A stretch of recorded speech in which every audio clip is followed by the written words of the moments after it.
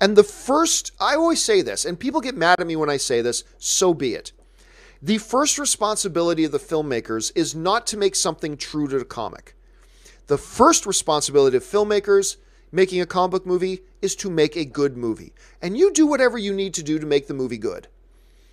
And if the best thing that serves your story is to have, this be Marvel, and this is what Marvel is in our movie universe, then that's what you do. So, yeah, I don't see that being an issue at all, to be honest with you. And I'll tell you what, the entire movie audience didn't have an issue with it. And if that's the case, then that means what they did worked. And your first priority has to be in service to the movie.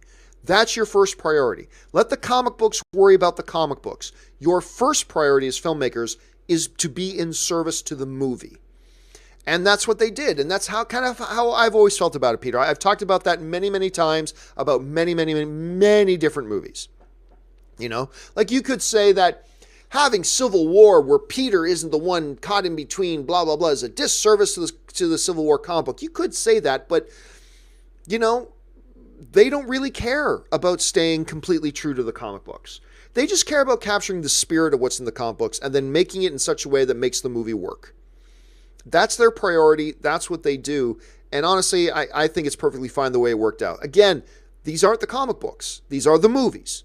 And they are different from the comic books. And we've seen that over and over and over again. Some of the best comic book movies ever made are nothing like their comic book counterparts. Days of Future Past is one of the greatest comic book movies ever made. Nothing like the Days of Future Past comic book. Nothing like the comic story in it.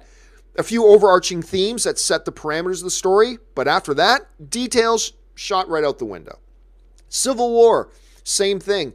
On and on and on. Winter Soldier, same thing. I mean, you do things in service to the movie, not in service to the comics. The comics do things in service to the comic. The movies do things in service to the movie.